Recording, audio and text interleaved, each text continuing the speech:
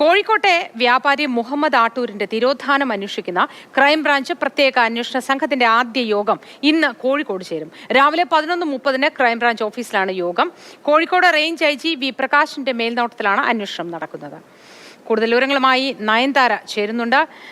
നയൻതാര, കൂടുതൽ വിവരങ്ങളിലേക്ക് കടക്കുന്നതിന് മുന്നേ തന്നെ ആദ്യം ഒരു കാര്യം നയൻതാരയോട് പറയാനുണ്ട്. വളരെ പ്രധാനപ്പെട്ട ഒരു കാര്യമാണ്. പ്രേക്ഷകരെ ശ്രദ്ധിക്കൂ. നയൻതാരയുടെ പിറന്നാളാണെന്ന്. പിറന്നാൾ ആശംസകൾ നയൻതാര. ഇനി പറയൂ, എന്താണ് ഇന്നത്തെ പ്രത്യേക യോഗത്തിന്റെ വിശദാംശങ്ങൾ? ഇന്ന് ഒരു 11:30 കൂടിയാണ് പ്രത്യേക ക്രൈംബ്രാഞ്ച് സംഘത്തിന്റെ ആദ്യ യോഗം കോഴിക്കോട് വെച്ച് നടക്കുന്നത്. കോഴിക്കോട് ക്രൈംബ്രാഞ്ച് ഓഫീസിലാണ് യോഗം നടക്കുന്നത്. റേഞ്ച് IG വി പ്രകാശിന്റെ മേൽനോട്ടത്തിലുള്ള സംഘമാണ് അന്വേഷണം നടത്തുന്നത്.